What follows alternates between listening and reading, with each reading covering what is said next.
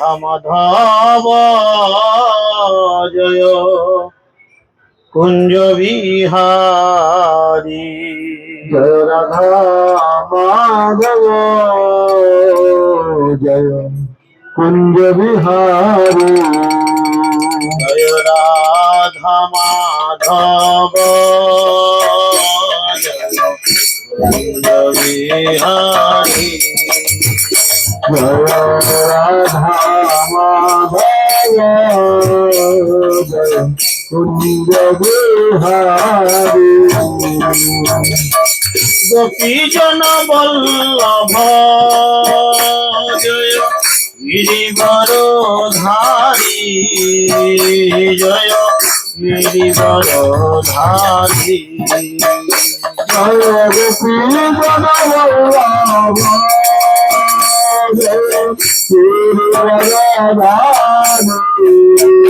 জয় গিরিবরধারী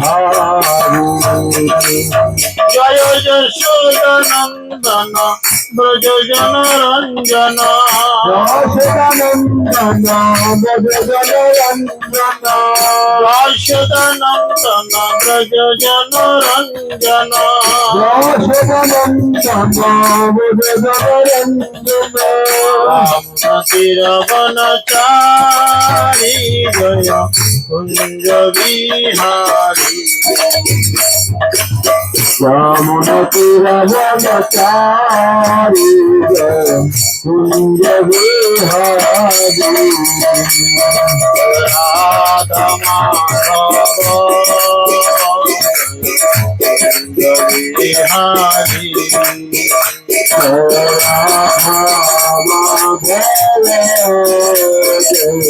কুঞ্জ Bihari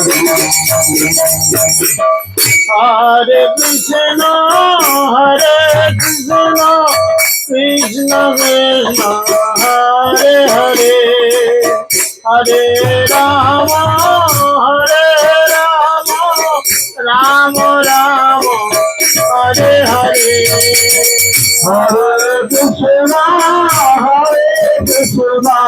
Krishna Krishna Hare Hare Hare Ram Ram Ram Hare Hare Hare Krishna, Hare Krishna, Krishna Krishna, Hare Hare, Hare Rama, Hare Rama, Rama Rama, Hare Hare, Hare Krishna, Hare Krishna, Krishna Krishna, Hare Hare, Hare Rama, Hare Rama, Rama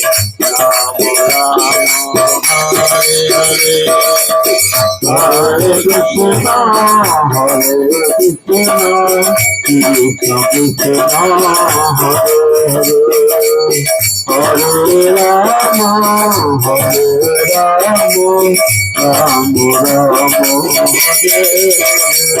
Jai Radha Madhav, Jai Radha Madhav, Radha Madhav, Jai Radha Madhav,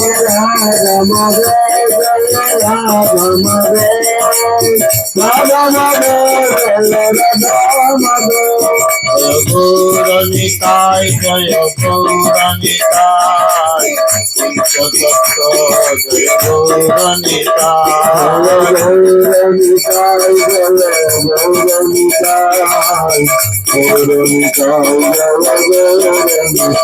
Jaya Prabhupada, Jaya Prabhupada, Jaya Prabhupada,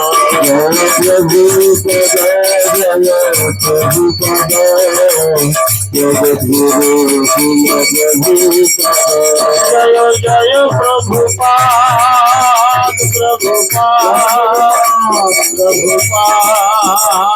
Prabhupada,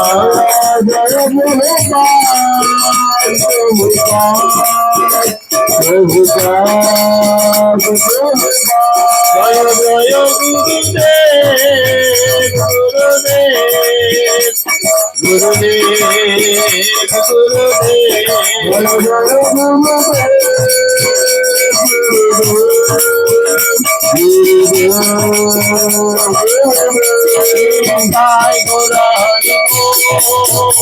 गौर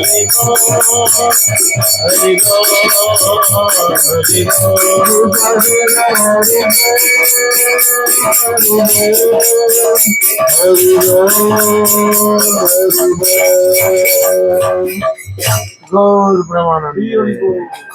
ओम ज्ञानं तिमिरन्धस्य ज्ञानञ्जना शलाकया चक्षुरुन्मिलितं येन तस्मै श्रीगुरवे नमः।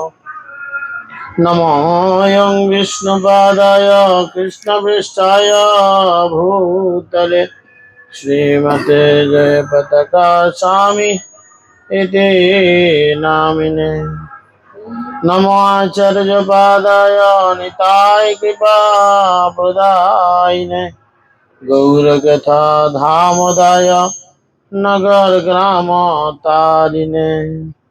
नमयं विष्णुपादाय कृष्णपृष्ठाय भूतले श्रीमते भक्तिवेदान्त स्वामिनिति नामिने।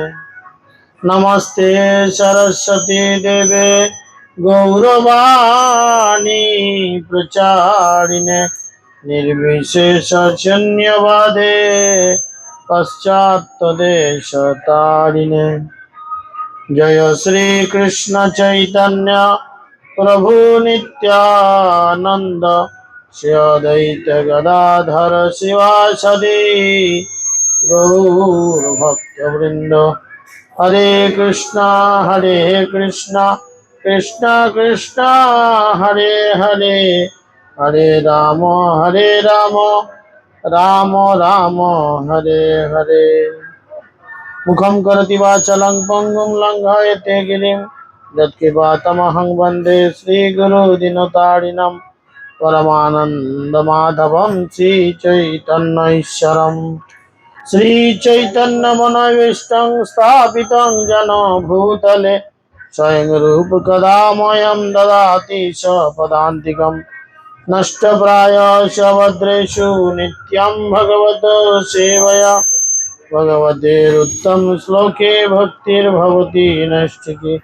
जय श्री कृष्ण चैतन्य प्रभु नित्यानंद श्री अद्वैत गदाधर शिवासदि गौर भक्तवृंद। সকল দিবাতলে বলুন হরে কৃষ্ণ কৃষ্ণ কৃষ্ণ হরে হরে হরে রাম রাম রাম হরে হরে।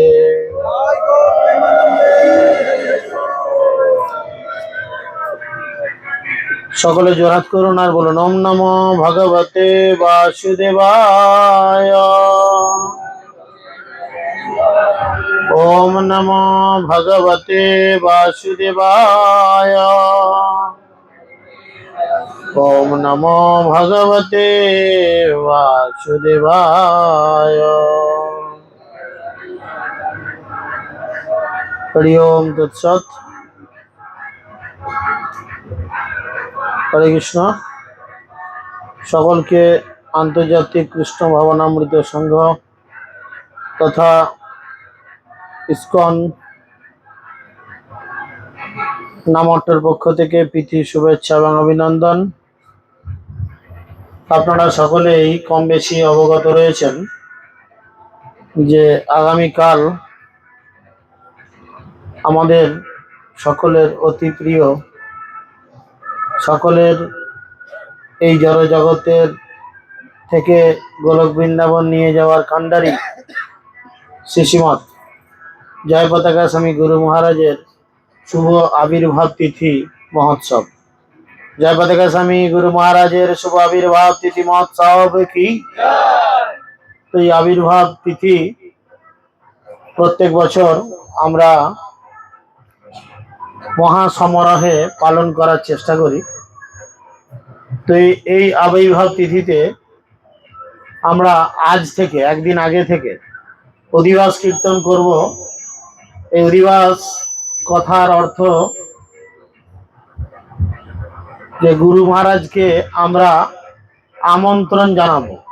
আমাদের সত্যরাজ প্রভু খুব সুন্দর করে কীর্তন করেন কীর্তন যখন শ্রবণ করবেন তার মধ্যে দেখবেন অনেক ভাষা রয়েছে যেগুলো তাকে নিমন্ত্রণ বা আমন্ত্রণ জানানো হয়।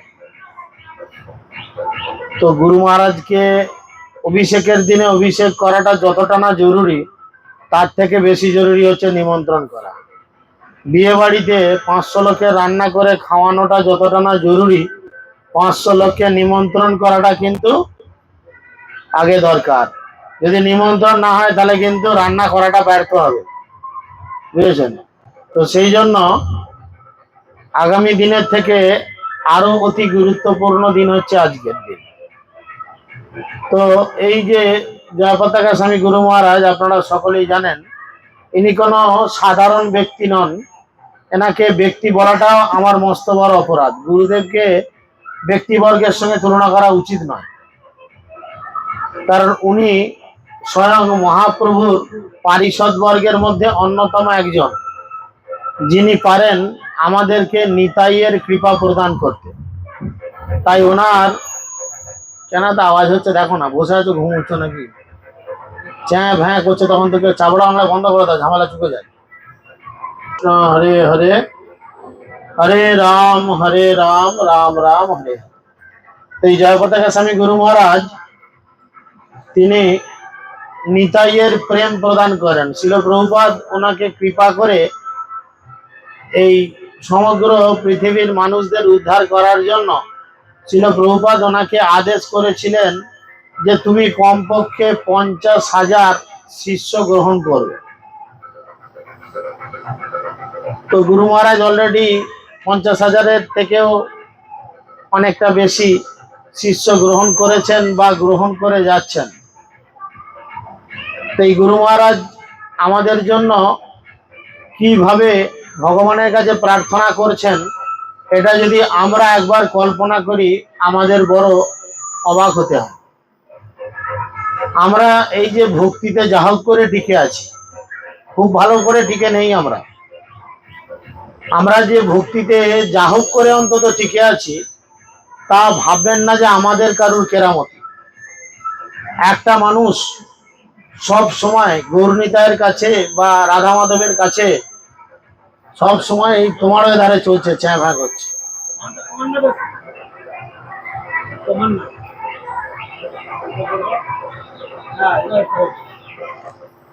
একটা মানুষ সব সময় গৌরনিতায়ের কাছে বা ভগবানের কাছে সব সময় আমাদের জন্য প্রার্থনা করছেন। সরঙ্গ শরণাগতি হইয়াছে যাহার, তাহারও প্রার্থনা শুনে শ্রী নন্দকুমার। নন্দকুমার কৃষ্ণ তার প্রার্থনা শুনে যাদের শরণাগতি ভগবানের চরণে হয়েছে। এবার বন্ধ।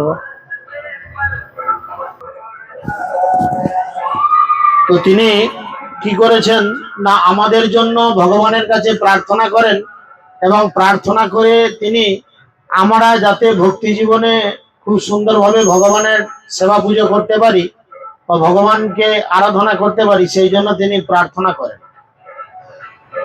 আর নিতাইয়ের কৃপা তিনি প্রদান করেন কেন না, হেন নিতাই বিনে ভাই রাধা কৃষ্ণ পাইতে নাই, তাই কি করো ধরো নিতাইয়ের চরণ দুইখানি। নিতাইয়ের চরণ যদি আমরা ধরি তাহলে কি হবে, আমরা ব্রজে বা বৃন্দাবনে রাধা কৃষ্ণকে পাবো, যেটা ভক্তদের একান্ত ঈপ্সিত কিছু বস্তু। কিন্তু এই রাধা কৃষ্ণকে পাওয়াটা যে খুব সোজা ব্যাপার এটা কিন্তু নয়। এই ভক্তি জীবনের সব থেকে বড় সমস্যা বা সব থেকে বড় অপরাধ হয়, সেটা হচ্ছে বৈষ্ণব অপরাধ। যদিও হয়তো আমার কথাগুলো অনেকে শুনে থাকবেন আগে বা প্রায় শুনছেন, নতুন কিছু নয়, অনেকের মনে হতে পারে। কিন্তু একটা পড়া যখন বারবার বারবার আপনি করবেন, তখন সেই পড়াটা আপনার ভালো মুখস্থ হবে। যে জায়গাটায় আপনি উন্নত নয়, সেই জায়গাটা যদি বারবার প্র্যাকটিস করেন, তাহলে সেই জায়গার ভুল হওয়ার সম্ভাবনা আপনার কম থাকবে। তাই মহাপ্রভু এই কলিযুগে আবির্ভূত হয়েছেন আর তিনি আমাদেরকে বলেছেন, যদি বৈষ্ণব অপরাধ উঠে হাতি মাথা, উপরিয়ে বা ছিন্ডে তার সুখী যায় পাতা। আমরা যদি বৈষ্ণব অপরাধ করি তাহলে কি হবে না, আমাদের ভক্তি লতাটা ছিঁড়ে যাবে বা উপড়ে যাবে। এখন আপনারা সকলেই জানেন যে বৈষ্ণব অপরাধ কি ভাবে করা যায়, কি ভাবে করা যায়। অনেকেই ক্লাসে যাচ্ছেন, ক্যাবলার মতো বসে থাকবেন না। কে কে জানেন হাত তুলেন। খুব ভালো। তো বৈষ্ণব অপরাধ 3 ভাবে করা যায়: কায়, মন, বাক্য। কায় মানে হচ্ছে শরীর দিয়ে, মন মানে মনের মাধ্যমে, বাক্য মানে কথার মাধ্যমে। তো আমার বলার উদ্দেশ্য এটাই, চৈতন্য মহাপ্রভু বলছেন বা ভগবানও বলছেন যে আমা হইতে আমার ভক্ত বড়, গীতা ভাগবতে এই কহিলাম দৃঢ়। আমা পূজে আমার ভক্ত পূজে মাত্র, সে দাম্ভিক নহে মোর কৃপার পাত্র। তাই আমরা যদি ভগবানের কাছে যেতে চাই, সব থেকে প্রথম আমাদের কি করতে হবে, ভগবানকে এবং ভগবানের অতি প্রিয় ভক্তকে সম্মান করতে শিখতে হবে। ইতিহাস তার প্রমাণ আছে, ইতিহাস তার প্রমাণ আছে যে কিভাবে যদি কোনো ভক্তের প্রতি অন্যায় আচরণ করা হয় বা কোনো ভক্তের সঙ্গে যদি ভুলভাল আচরণ কেউ করে ফেলেন, তাহলে তার কি পরিণাম হয়। আমরা যদিও কয়েকদিন আগে এটা আলোচনা করেছিলাম, পুনরায় মনে হলো একটু আমাদের মধ্যে আলোচনা করা, এটা খুব গুরুত্বপূর্ণ বিষয়। কারণ আগামীকাল গুরু মহারাজের আবির্ভাব তিথি ৭৭তম। তো এই আবির্ভাব তিথিতে আমরা অনেকেই হয়তো নিজেদের গুরু মহারাজের কাছে পৌঁছানোর চেষ্টা করছি বা গুরু মহারাজের বিভিন্নভাবে সেবা করার চেষ্টা করছি, কিন্তু নিজেরা সঠিক আচরণ না করেই সেবা করার ফলে অপরাধ করছি। তো এরকম একটি লীলা আমরা আলোচনা করব এবং তারপরেই ছোট্ট একটা লীলা আলোচনা করব, তারপরেই আমরা আজকের মুখ্য আকর্ষণ অধিবাস কীর্তন করব।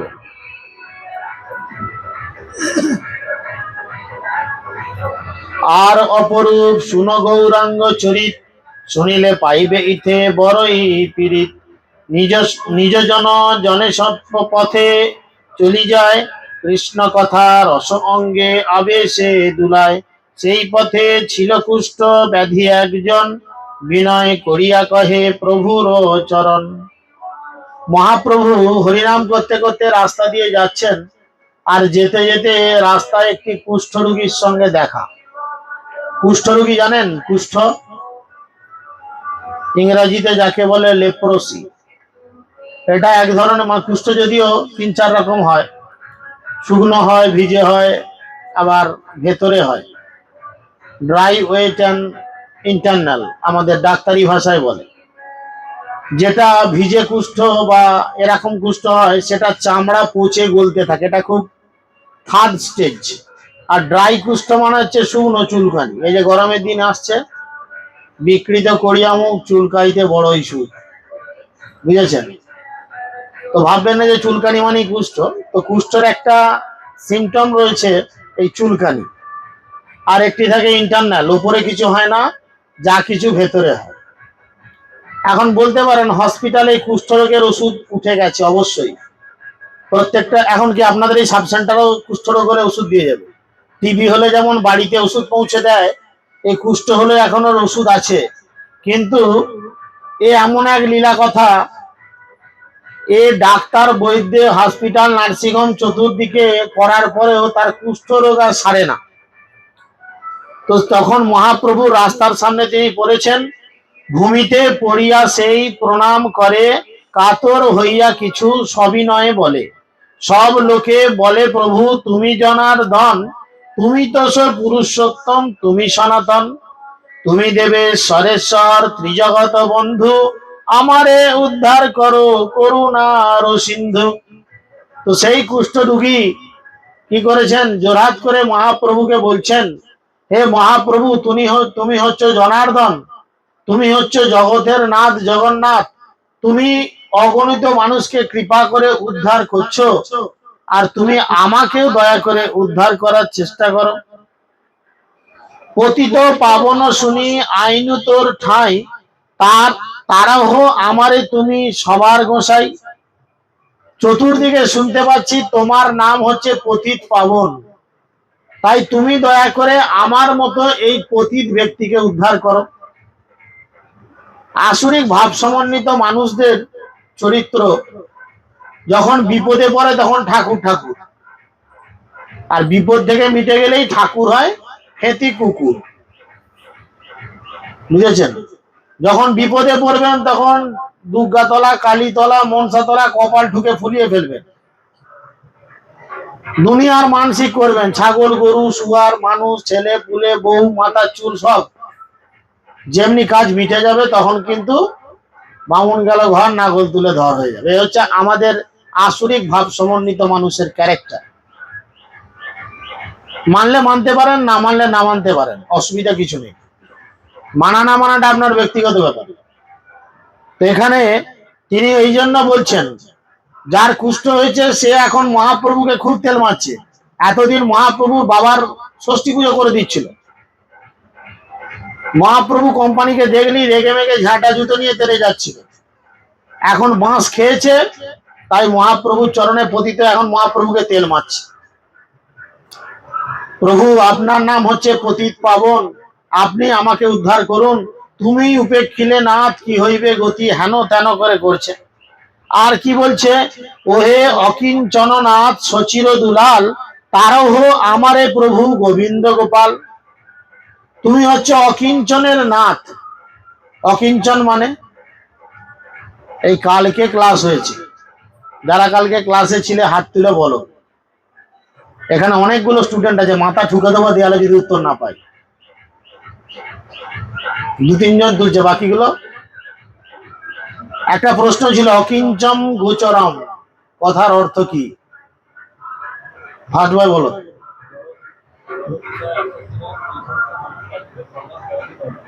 আচ্ছা, আমি জোরে বললে সবাই শুনতে পেত।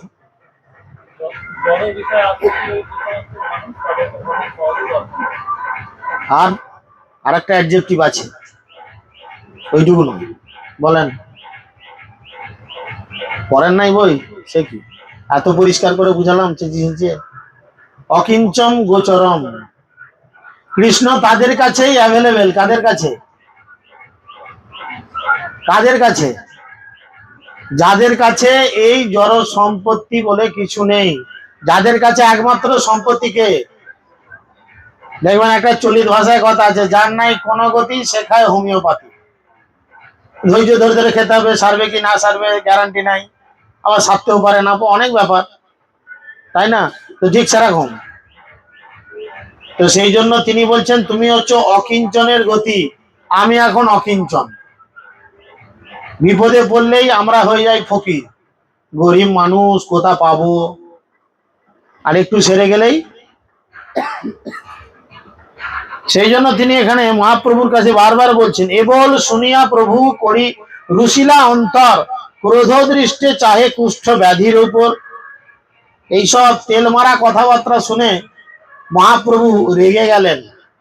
রেগে গিয়ে তার দিকে রাগান্বিত ভাবে কপাল কুঁচকে চোখ লাল লাল করে, চোখ বড় বড় করে তাকালেন, আর বললেন, ঠাকুর কহেন শুনো পাপী দুরাচার, বৈষ্ণবের নিন্দা তুমি কইলে কেন ছাড়।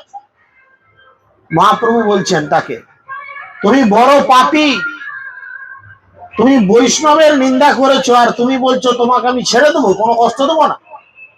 হ্যাঁ, সংসারে যতেক জীব সেই মোর মিত্র, বৈষ্ণবের দেশ করে সেই মোর শত্রু।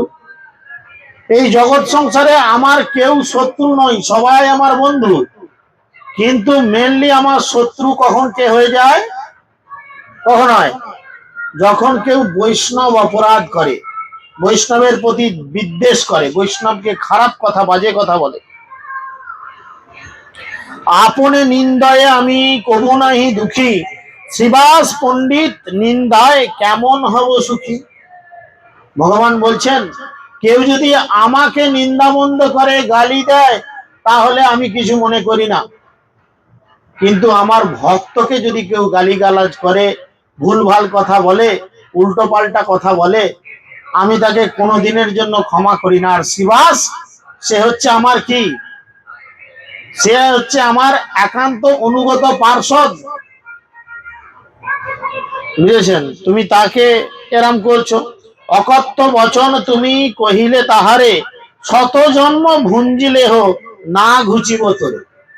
তুই তাকে অকথ্য ভাষায় গালিগালাজ করেছিস, অকথ্য ভাষা প্রয়োগ করেছিস, শত জীবন তোকে আমি নরক যন্ত্রণা ভোগ করাবো, বুঝেছেন? শত জীবন নরক যন্ত্রণা ভোগ করাবেন। বৈষ্ণবের অপরাধ করে যেই জন, তার পরিত্রাণ আমি না করি কখন। খারাপ কথা, গালিগালাজ করা, উল্টো পাল্টা ভাষা ইউজ করা, উল্টো পাল্টা ধরনের আচরণ করা, এই যে তিন ভাবে অপরাধ করা যায়: মারধর করা, কাউকে বাজে কথা বলা, মিথ্যে কথা বলা, ভগবানের প্রতি বিদ্বেষ আচরণ করা, ভগবানের সঙ্গে ভুল কথা। এখন দেখুন, ভক্তিবিলাস মহারাজের একটা কথা বলি, মনে পড়ে গেল। আমাদের পরমজিৎ তখন খুব ছোট, বদমাইশিও করতো, আর আমি ঠেঙাতুম খুব। তো মহারাজ আমাকে বলেছিল যে বাচ্চা ছেলে ছোট হলো, তাকে না দেবেন গালিগালাজ আর না মারধর করবেন। কেন মহারাজ কেন বলেছিলেন? হ্যাঁ, কেন বলেছিল মনে হয়? লঙ্কার সাইজ ছোট হোক আর বড় হোক, তার নাম কি? লঙ্কা। তাহলে বৈষ্ণব বয়স্কই হোক আর ছোকরাই হোক আর ছোট সাইজেরই হোক, একমালা হরিনাম জপ করছে, গলায় তুলসী মালা রয়েছে, কপালে তিলক আছে, সে বৈষ্ণব। আপনি তাকে খারাপ কথা বলবেন না, বকাঝকা দেবেন না, আর মারধর করবেন না। অবশ্য আমি শুনিনি, মাঝে মধ্যে দিই। তো যাই হোক, তো এইভাবে এই অপরাধের বিষয়গুলোকে তিনি কনসাস করাচ্ছেন। বাহিরে পরাণ দেখো এই মোর দেহ, বৈষ্ণব অন্তরে প্রাণ নাহিক সন্দেহ। আমার বাইরে এই যে দেহ দেখছো, এই দেহের মধ্যে একটা প্রাণ আছে, আছে কিনা? আমাদের দেহের ভেতরে একটা প্রাণ আছে। কার কার প্রাণ নাই মনে হচ্ছে? হাত তোলেন। সবার প্রাণ আছে। দেখেন, মহাপ্রভু বলছেন বাইরে যেটা দেখছো আমার দেহ, এই দেহের ভেতরে মূল প্রাণ হচ্ছে কে? প্রাণ হচ্ছে কি? গোবিন্দ কহেন মম বৈষ্ণব পরাণ। বৈষ্ণব হচ্ছে আমার প্রাণ। গৌরনিতাই এখানে রয়েছেন, কিন্তু গৌরনিতাইয়ের প্রাণটা বাঁধা রয়েছে একজন বৈষ্ণবের হৃদয়ে। গৌরনিতাই সেখানে অবস্থান করছেন, বোঝা গেল? তাই জন্য বলছেন বৈষ্ণবের সেবা করে মোরে করে দেশ, তার পরিত্রাণ করি ঘুচাইয়ে ক্লেশ। বৈষ্ণবকে ক্লেশ দেয়, কষ্ট দেয়, ইত্যাদি ভাবে অপরাধ করে, আমি তাকে কি করি? কষ্ট দিয়ে, ভুগিয়ে ভুগিয়ে, যন্ত্রণা দিয়ে, তবে তাকে এই সংসার থেকে উদ্ধার করি। বৈষ্ণবের হিংসা করে যেই জন মূর, নরকে পরয়ে তার নাহিক শরণ। তুমি সে পাতকি মহা পাপ পামর দুরন্ত, গতকাল নরক ভুঞ্জিবি নাহি অন্ত। আর তুমি হচ্ছে সেই পাতকি, সেই পাপী, কতকাল যে তুমি নরকে ভোগ করবে সেটা আমিও জানি না। কি অপরাধ ছিল না? শ্রীবাস ঠাকুর প্রত্যেকদিন সন্ধ্যায় বাড়ির মধ্যে একটু হরিনাম সংকীর্তন করতেন, দরজা জানলা ভেজিয়ে দিয়ে, বুঝেছেন? উঠোনের মধ্যে দরজা টরজা লাগিয়ে দিয়ে ভেতরে করতেন। আর এই শ্রীবাস অঙ্গন হচ্ছে অভিন্ন রাসস্থলী, বুঝেছেন? তো সেই রাসস্থলীতে যেমন কৃষ্ণ যেমন দ্রাপর যুগে যখন রাসলীলা করতেন, তখন তিনি একান্তে সমস্ত গোপিকাদের নিয়ে রাসলীলা করতেন। সেখানে কিন্তু কারুর এন্ট্রি ছিল না। তো ঠিক সেরকম এই বাচ্চাকে সামলাতো, এটা কাদের? জলে ডুবি মেরে দেয়, ঝামেলা চুকে যায়।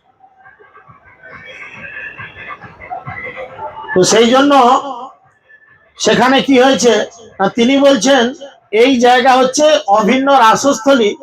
আর শ্রীবাস ঠাকুর কেবলমাত্র বাড়িতে হরিনাম করত, আর তুমি পাড়ার লোক, চপাল গোপাল ছিল পাড়ার লোক।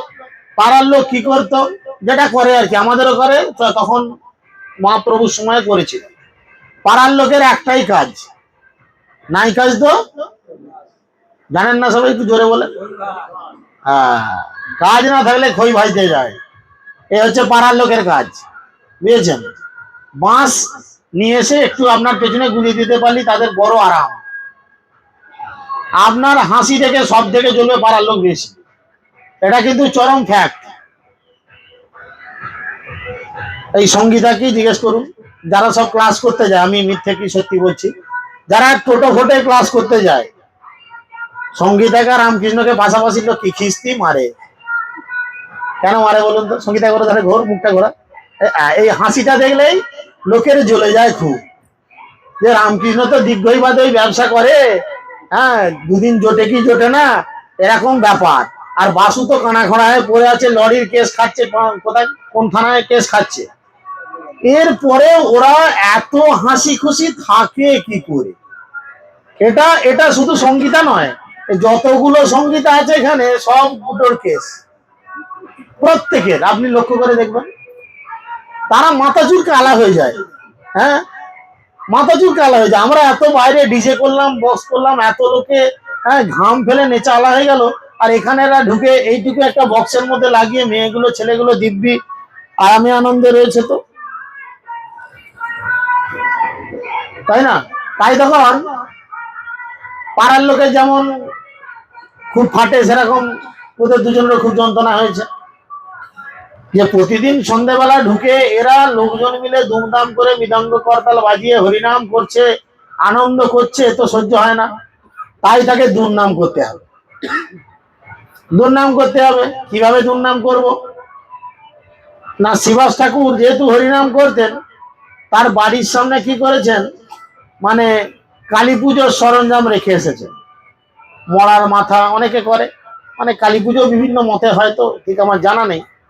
মরার মাথা, মদের বোতল, মাংস, মাছ, হাড়, সিঁদুর, যেগুলো আমাদের কিন্তু দরকার পড়ে না, দরকার লাগে না, ভগবানের সেবায় এগুলো প্রয়োজন পড়ে না, তো এইসব দিয়ে গেটের বাইরে সাজিয়ে রেখে দিয়ে চলে এসছেন। কেন না, পাড়ার লোকের কাছে প্রতিপন্ন করতে চেয়েছেন যে শ্রীবাস অ্যাকচুয়াল কি করে দেখো, বুঝতে পেরেছেন, সেরকম দেখাতে চেয়েছেন। আর শ্রীবাস ঠাকুর পরের দিনের সকালে যখন দরজা খুলে বেরিয়েছেন, দেখছেন গেটের সামনে এইসব মক্কেলরা বসে আছে। শ্রীবাস ঠাকুর যিনি বৈষ্ণব হন, তিনি কি করেন, তিনি পরিস্থিতিকে সহ্য করে বোঝানোর চেষ্টা করেন।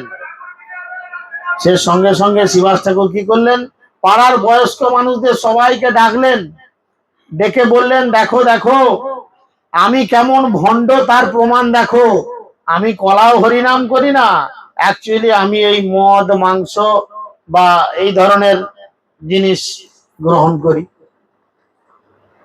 কিন্তু সবাই তো জগতে খারাপ নেই, ভালো মানুষ আছে বলে আজকে সূর্যচন্দ্র উদিত হচ্ছে, বুঝেছেন, সূর্যচন্দ্র উদিত হচ্ছেন, সূর্যচন্দ্র উদিত হচ্ছেন বলে ভালো মানুষ রয়েছেন। তাই পাড়ার ভালো লোক কিছু আছে, তারা বলল, না না, এ কাজ তোমার নয়, এ কাজ তোমার হতে পারে না।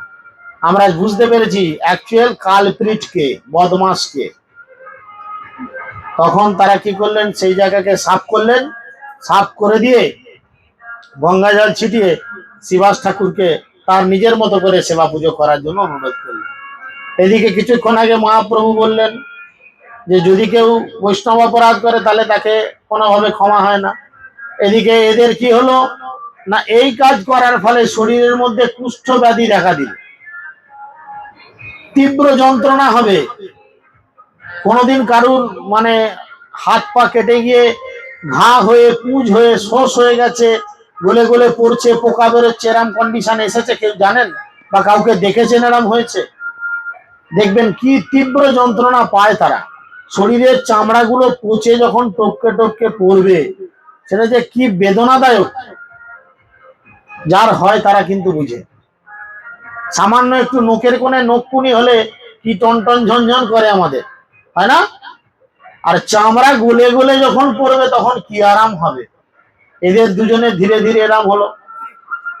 রক্তের তেজ ছিল, রক্তের গরম ছিল, ডাক্তার বদ্যি কবিরাজ যা যেখানে ছিল সব দেখিয়েছে, কিন্তু কোথাও এই রোগ আর সারে না, কোথাও এই রোগ আর সারে না। তখন উপায় না পেলে, বুঝেছেন, উপায় না পেলে কি হবে, তখন তারা আমাদের যেমন যখন কোথাও কিছু সারে না, দুনিয়ার দেখবেন চায়ের দোকানে যে লোকটা চা দেয় সে তখন বড় এমবিবিএস ডাক্তার হয়ে যায়, একদম ডাক্তারের মতো জ্ঞান দেবে, ওইখানে চলে যা, হেভি ওষুধ দেয় সেরে যাবে, এইখানে চলে যায়, এই পাতা দুটো ছেড়ে খেয়ে নে, হ্যাঁ, ইত্যাদি ইত্যাদি জিনিস গ্রহণ কর, তুই চাঙ্গা হয়ে যাবে। তখন তারা ডাক্তার হয়ে যায়, তখন তাদের কথা শুনে রোগ সারানোর জন্য আমরা ছুটি। কপাল গোপাল এখন দেখছে কি যে গোটা নবদ্বীপ জুড়ে এখন একটাই নাম, কি, জয় শচী নন্দন গৌর হরি। গোটা নবদ্বীপ নিয়ে একটা নামই চলছে, জয় শচী নন্দন গৌর হরি। মহাপ্রভু অকাতরে সকলকে কৃপা করে যাচ্ছে, না তার কৃপা দেখে লাইন দিয়েছে, আর মহাপ্রভু সঙ্গে সঙ্গে নাকচ করেছেন। তিনি বলছেন, যে তোমারে না ভজিবে তাহারে মারিবে, পতিত পাবন নাম কেমনে ধরিবে। এখন সে বলছে, এই ধরনের আসরিক ভাব সমন্বিত মানুষরা আবার খুব চালাক হয়, চালাক হয়। দেখবেন এমনি দুনিয়ার লোক মদের দোকানে লাইন দিয়ে দাঁড়িয়ে আছে, বা বিড়ির দোকানে বিড়ি কিনছে, মুদিখানায় লোক বিড়ি কিনছে, খাচ্ছে, ধরাচ্ছে, আর আপনি ভুলবশত একটা বিড়ির প্যাকেট হাতে হয়তো নিয়ে ফেলেছেন, বুঝেছেন, সঙ্গে সঙ্গে দেখবেন তুই যে হরিনাম করিস রা, তোর গলায় যে তুলসীর মালা, এদিকে তার মুখে বাগান চুয়ারি গোটা জগৎ উদ্ধার করে দিচ্ছে, আর আপনার মুখে যদি একটা টুক করে তার গোসাইকাল লাগায় বেরিয়ে গেছে, ব্যাস, তুই যে হরিনাম করিস রা, হেন তেন, যত দোষ নন্দ ঘোষ এসে জুটে যাবে, বুঝেছেন, এরাম পজিশন। তাই মহাপ্রভুকে এই আসুরিক ভাব সমন্বিত ব্যক্তি বলছে, প্রভু তোমার নাম পতিত পাবন, তুমি যদি আমাদের উদ্ধার না করো তাহলে তোমার নাম পতিত পাবন হবে না। মহাপ্রভু বলছে, আর কি করার জায়গা পাবনি, পতিত পাবন এখানে।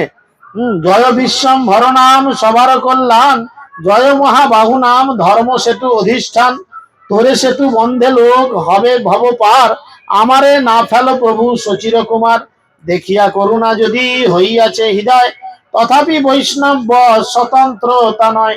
তিনি বলছেন, গ্রন্থাগার বলছেন, এই পাপী ব্যক্তিকে দেখে মহাপ্রভুর হৃদয়ে হয়তো একটু করুণা এসেছে, কিন্তু ভগবান কার বশ, ভগবান কার বশ, ভক্তের বশ, যার জন্য তার নাম ভক্ত বশ মাধব। কোথায় গেল রে মাধব, কোথায় গেল রে, পালিয়ে গেছে, হ্যাঁ, টিউশন, ঠিক আছে, ভক্ত বশ মাধব। তো সেই জন্য এখানে তিনি বলছেন যে আমার নিজের হৃদয়ে হয়তো তোমাকে কৃপা করা, এই যেমন ঘটনা চলছে, আমি রান্না করেছি ঠিকই, কিন্তু খাবারটা তোমাকে দিতে ইচ্ছা করছে, কিন্তু ধর্মা হচ্ছে ইনচার্জ, ধর্মা যতক্ষণ না বলে হ্যাঁ প্রভু ওকে দেন, হ্যাঁ আমার ইচ্ছা গুলো তোমাকে দিতে পারবো, বুঝা গেল, ঠিক কন্ডিশনটা দাঁড়িয়েছে এরকম। মহাপ্রভু বলছে, আমার তোমাকে দেখে মনের মধ্যে বড় করুণা আসছে, মনে হচ্ছে তোমাকে একটু কৃপা করি, কিন্তু আমার কিছু করার নেই, আমি এক জায়গায় বাঁধা পড়ে গেছি। ভগবান সবকিছু দেয়, একটা জিনিস শুধু দেয় না, কি জানেন, কি দেয় না, কি দেয় না, ভক্তি দেয়, সব দেবে, গাড়ি বাড়ি টাকা পয়সা যা চাইবে দেবেন, শুদ্ধ ভক্তি সহজে দেবে না। কেন, ভগবান জানে আমি যদি একে শুদ্ধ ভক্তি দিই তাহলে আমি এর কাছে বাঁধা পড়ে যাব।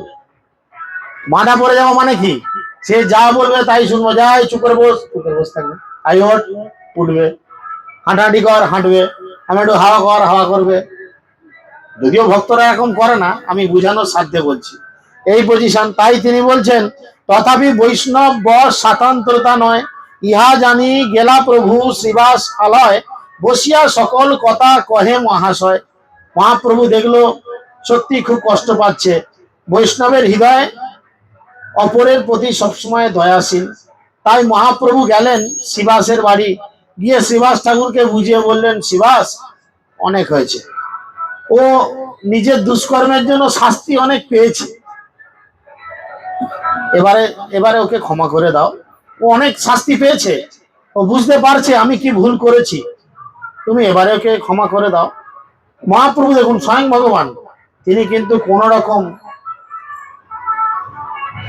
কার্য করতে পারলেন না। শিবাসের কাছে আসলেন, পথেতে দেখিলা কুষ্ঠ ব্যাধি একজন, অপরাধ ভুঞ্জি বসে অনেক জনম, তোর অপরাধ সে গলিত সর্বদেহ, তাহারে দেখিয়া মোর না উঠিল নেহ। পরিত্রাণ কর বলি ডাকে কুষ্ঠ ব্যাধি, কে করিবে পরিত্রাণ তোর অপরাধী, যদি বা আপনে তুমি দয়া দিতে চাও, তবে সে নিস্তারে পাপী তোমারও কৃপায়। এখন সেই কুষ্ঠরোগীকে কেবলমাত্র পরিত্রাণ করতে পারো তুমি, আর এই জগতে কোনো ডাক্তার বুদ্ধি তাকে সারাতে পারবে না। তাই তুমি যদি কৃপা করে তাকে একটু উদ্ধার করো, তাহলে সে উদ্ধার পাবে। এই বল শুনিয়া তবে শিবাস পণ্ডিত, হাসিতে লাগিলা প্রভু শুনিয়া চরিত। এই কথা শুনে শ্রীবাস ঠাকুর বড় হাসতে লাগলেন। মুই মুই মহা ধম ধম, মোরে হেন বল, মোরে ছলে পাতকীর পরিত্রাণ কল। তিনি বলছেন, হে মহাপ্রভু, আমি হচ্ছি এই জগতের সব থেকে অধপতিত জীব। আমরা সকলেই কিন্তু বলি, তাই না? হাত তুলেন তো, কে কে বলেন নিজেদের অধপতিত? কেউ বলেন না? সবাই হাই র্যাঙ্কের লোক। এবার হাত তুলবে, দেখো সব একটু দিয়ে দিলি না, ঠিক তুলবে। কে কে পতিত? আচ্ছা, মহাপ্রসাদে গোবিন্দে তখন দেখবে পতিত নাই, প্রভু এইখানে পতিত নাই। আপনি উল্টো পাল্টা জায়গায় পতিতটা লাগাবেন না।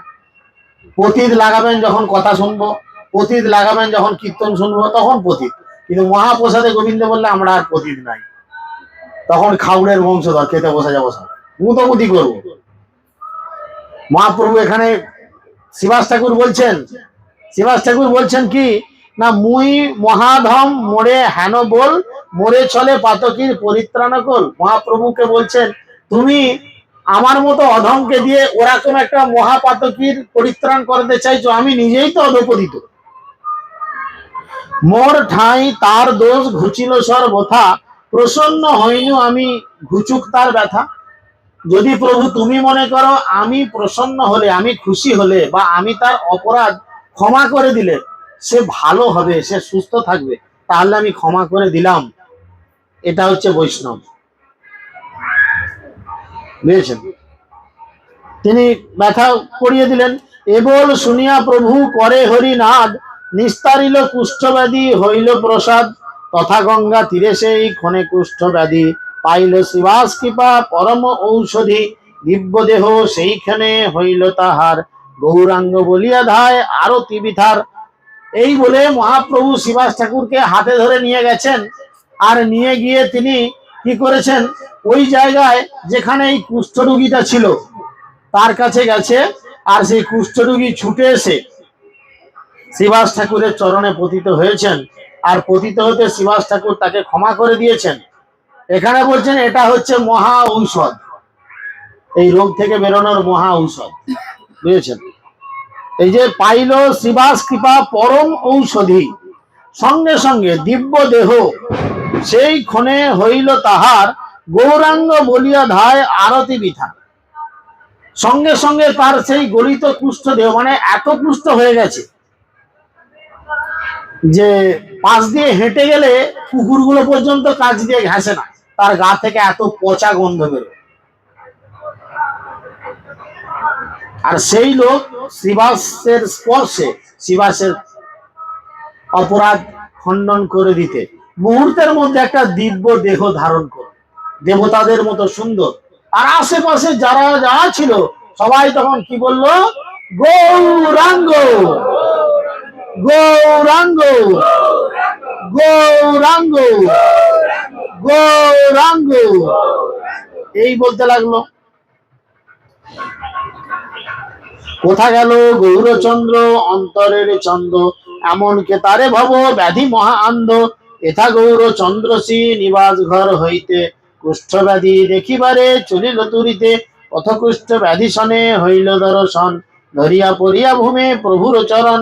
তুলিয়া তাহারে প্রভু করিল আলিঙ্গন, ব্রহ্মার দুর্লভ প্রেম দিল সেই ক্ষণ। আর যখন এর অপরাধ ক্ষমা হয়ে গেল, তখন মহাপ্রভু কি করলেন? তাকে আলিঙ্গন করে প্রেম দিলেন। তাই আমরা যদি প্রেম পেতে চাই, ভগবত প্রেম, ভগবানের প্রেম, তাহলে কি করতে হবে? সর্বপ্রথম একটাই কাজ লক্ষ্য রাখতে হবে, যেন কোনো রকম অপরাধ না হয়।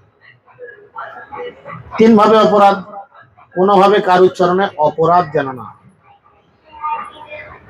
ঠিক আছে? এখন অপরাধ না হয় বলে এই নয় যে তা বলে অন্যায়কে সহ্য করবেন। শাস্ত্র কি বলছে? যদি অপরাধ হয় আমাদের কি করা উচিত? কানটাকে আরো বাড়িয়ে শোনা উচিত, কি হয়েছে কি হয়েছে, না চতুর্দিকে গিয়ে বলা উচিত, শুনেছো গা বিকাশবাবু পোস্টে কত তেল ঢেলেছে?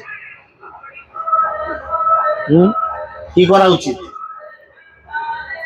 এখানে সেখানে এই দুয়ারে তার দুয়ারে গিয়ে আকথা কুকথা বলা উচিত, ভাইরাল করা উচিত? কি অপরাধ, এই ধরনের বৈষ্ণব অপরাধ কিছু হলে কি করা উচিত? কি মনে হয় রাজা বলতো? সেসব পরে কথা। বৈষ্ণব অপরাধ হলে কি করা উচিত? এক নাম্বার হচ্ছে তীব্র প্রতিবাদ করা উচিত। তীব্র প্রতিবাদ করা উচিত, ঝাঁঝি একদম। আর যদি দেখো প্রতিবাদের গঠন নাই, আমি অত ঝগড়া করতে পারবো না, চাচাতে পারবো না, হ্যাঁ আমারও তো বলার জন্য নাই বাবু, তাহলে ওই স্থান ত্যাগ করতে হবে, সরে যাওয়া দরকার, ওই জায়গা থেকে সরে যাওয়া দরকার। তা নাহলে জীব কেটে ফেলতে হবে, নাহলে আত্মহত্যা করতে হবে। মানে আত্মহত্যা করা মহা অপরাধ। আর জীব কেটে ফেললে গাল তো দিতেই পারবো না, অপরাধ তো করতেই পারবো না, হরিনামও করতে পারবো না, কিছুই হবে না। তার থেকে কি করা ভালো আমাদের জন্য? হ্যাঁ, এই মেয়েগুলোকে বলছি, এরা খুব ঝগড়া লেগে পড়ে মাঝে মধ্যে। ঝগড়া লেগে পড়লে কি করতে হবে? হয় ভালো করে কোমর বেঁধে লাগতে হবে, আর তাহলে সেই জায়গায় ছেড়ে দিতে হবে, বাবা আর দরকার নাই, রইলো ঝোলা চললো ভোলা, কুকুর থামা। ভিক্ষে জানি কুকুর থামা ঘরে লেগে থাকে না? ভিখারি ভিক্ষে করতে যে কুকুর এমন যাচ্ছে, বলছে বাবা ভিক্ষে জানি কুকুরটাকে থামা, হ্যাঁ বলে কেটে করতে আমার ভিক্ষে জানি কুকুর থামা। তো সেই জন্যই আমরা অনেক অনন্ত কোটি জীবন তপস্যা করার ফলে এই দুর্লভ মানব দেহ পেয়েছি। অনেক তপস্যা করার পরে মানব দেহ পেয়েছি। আর এই মানব দেহ পেয়ে আমরা, ভাগবতমের শ্লোক আছে, একাদশ স্কন্ধের শ্লোক আছে, দুর্লভং মানুষ্য জন্ম তত্রাপি দুর্লভং বৈকুণ্ঠ প্রিয় দর্শনম। দুর্লভং মানুষ্য জন্ম, এই মনুষ্য জন্ম বড় দুর্লভ। সেই জীবনে আমরা ভগবানকে দর্শন করতে পারি, কিন্তু তার থেকেও দুর্লভ কি? বৈকুণ্ঠ প্রিয় দর্শনম। যদি আমাদের জীবনে একবার কি হয়? বৈকুণ্ঠ প্রিয় দর্শন মানে কি? বৈষ্ণবকে দর্শন হয়। আমাদের জীবন তখন সার্থক হবে যখন আমরা বৈষ্ণবকে দর্শন করতে পারবো। বুঝতে পেরেছো? বোম্বের কোন একটা স্টুডিওতেই নাকাবন্দি যে গান বাজছে, এটা রেকর্ডিং হয়েছিল। পয়সা আছে বলে আজকে কানপুরের গ্রামে তো বাজছে গদাম গদাম করে, নাকাবন্দি নাকাবন্দি এই চলছে। পয়সা থাকলে সব জায়গায় বাজবে, কিন্তু পয়সা থাকলে সব জায়গায় বৈষ্ণব যাবে না। পয়সা থাকলে অমিতাভ বচ্চন একদিন আপনার বাড়িতে এসে কোন বনেগা করার প্রতি শুটিং করবে, কিন্তু পয়সা থাকলে বৈষ্ণবকে আপনি আপনার বাড়িতে সবসময় আনতে পারবেন না। শাস্ত্রে বলে বহু সৌভাগ্যের ফলে বৈষ্ণব আসিয়া মিলে। অনন্ত কোটি জীবন তপস্যা করলে তবে কোনো বৈষ্ণবের চরণ ধুলি আপনার বাড়িতে পড়বে। আর আমরা সেরকম ভাগ্যবান বা ভাগ্যবতী যে গৌরনীতার নাম হট্টে আমরা কত বৈষ্ণব বৈষ্ণবী সহচার্য প্রত্যেক দিন পাচ্ছি। তাহলে আমরা কম ভাগ্য নিয়ে জন্মেছি বলেন? তাহলে এই দুর্লভ মনুষ্য জীবনে এসে যদি আমরা আচরণটা ঠিক না করি, প্রথমত বড় অপরাধ হয়ে যায়। বৈষ্ণব অপরাধ আরো অন্য আরেক ভাবে হয়। কিভাবে? না বৈষ্ণবকে দেখে না হাসা। আমার সঙ্গে কৃষ্ণ ঝগড়া হয়েছে, মুখটা দেখো না, মুখ না ছাগলের পেছনে বলে বলে ঘুরে ঘুরে যাচ্ছে, মুখ দেখবো নি, যা কথাই বলবো নি, যা। এটা এটা না না, জাস্ট অ্যাজ অ্যান এক্সাম্পল বুঝতে হবে। কারণ আমরা ঝাড়ের বাঁশ ঝাড় থেকে নিজের পেছনেই নিই, এ লোকে দিতে আসে না, নিজেরাই কেটে নিয়ে এসে একটা করে নিই। বৈষ্ণবকে দেখে না হাসা, এটা একটা বিশাল অপরাধ। মনে রাগ থাকতে পারে হাজার রাগ, মনে মনে হাসতে হাসতে বলা যায়, বলা যায় না রামকৃষ্ণকে বলি তো মুখটা টিপে গলায় পা দিয়ে মেরে দেবো মনে হচ্ছে মুখে হাসি থাক না, ভেতরে যা দিচ্ছে আছড়ি করে দিই, ঝেঁটিয়ে তোর বীজ নামাবো হাসতে হাসতি কেমন আছিস মরিস কেন এখনো বলা যায় হাসতে হাসতে, তাহলে হাসিটাও হলো আর মনে রাগটাও মিটলো, অপরাধ যা হলো না। মিনিমাইজ করুন তো এটা তো করা যায়। তো আমরা অনেক ক্ষেত্রে এরম আচরণও করে ঘুষি, যার ফলে কি হয় বলেন তো, সে এক জায়গায় ডেলি ঘুষি মারতে মারতে মারতে মারতে মারতে মারতে সেই জায়গাটা অসার হয়ে যায়, তখন আর চেতনা থাকে না। এই ভাই ফোঁটার দিনে বা নবমীর দিনে আমাদের আরামবাগ শহরে দেখবেন এই রহিমের ছাগলের দোকানের বাইরে কিছু ছাগল দাঁড়িয়ে থাকে, ভালো করে লক্ষ্য রাখবেন, মাংস কিনতে বলছি নি, লক্ষ্য রাখবেন, জগতে সব জিনিস দেখা দরকার। তো প্রভু তো বলেছে দেখতে যেতে, আমি ওই জন্য এসেছি, আর খালি হাতে কি ফিরে যেতে পারি প্রভু বলেন, সেটা ভাববেন না, দূর থেকেই দেখবেন, দেখবেন ওই একটা ছাগলকে গলা কেটে দিয়ে তার ছাল চামড়া ছাড়িয়ে গায়ে জল মেরে দিয়ে সে স্পটলাইট মেরেছে। স্পটলাইট মানে দেখবেন ওই স্টেজে যাত্রা ফাত্রা হলে মুখে যে লাইট গুলো পড়ে ঝিকঝাক, ছাগলের গায়ে সেই স্পটলাইট পড়েছে, যার ফলে দূর থেকে মাংসটা চকচক চকচক করছে।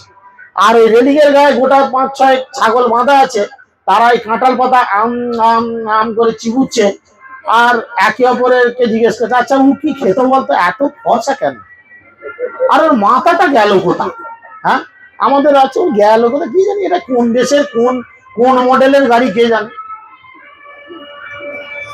এটা সবাই তার হিরো হন্ডা স্প্লেন্ডার নয়, কোনোটা সাইন কোনোটা অ্যাপাচি, যার যেমন মডেল, ওটা কোন দেশের মডেল মাথা নাই ভাবছে। আমাদের অবস্থা দিয়ে রেলিং এ বাঁধা ছাগলগুলোর মতো, আমরা ভেবে দেখি না, এই ছাগলগুলো ভেবে দেখে না যে ওর এই যে এত লোক লাইন ধরে কি করছে, ওকে দেখতে এসছে, বিশাল ভাগ্য রে, দেখতে কলা আসনে কিনতে এসছে, কে বলছে পাছাটা দাও, কে বলছে গলাটা দাও, কে বলছে পাঁজরটা দাও, কে বলছে মেটেটা দাও, যার যেমন। এই ছাগলগুলো ভাবছে আমাদের দেখতে আসেন ওকে দেখছে, এই ছাগলগুলো ভাবছে না যে একদিন ওই মাংসটা শেষ হয়ে গেলে এরপরে কার পালা, তাই না? আমাদের অবস্থা ঠিক সেরকম, খাই দাই হেরি পরি থাকি চিন্তাহীন, না ভাবি এ দেহ ছাড়িব কোনোদিন। আমি ভাবি আমার এখন গায়ের জোর আছে, আমি হচ্ছি লঙ্কাধিপতি রাজা রাবণ, তাই না? আমাদের অবস্থা ঠিক সেরকম। সিপিএম সরকার ভেবেছিল যে আমাদের দূর করবে, বাকিটা এখন বলা যাবে না, বিপদ হয়, তাহলে আমাকে ঘর যেতে দেবে না, আবার পরেরটা বুঝে নেন। হ্যাঁ, তাহলে চিন্তা করেন, এই জগতে সকলের শেষ আছে, এই জগতে সকলের শেষ আছে, কিন্তু যদি কেউ ভগবানকে ধরে থাকে তার কোনোদিন কোনো শেষ নেই, বুঝা গেল? ভগবান কেন্দ্রিক যদি জীবন যাপন করা যায় তাহলে আমাদের কোনোদিন ছিল প্রভুপাদের শেষ হয়েছে।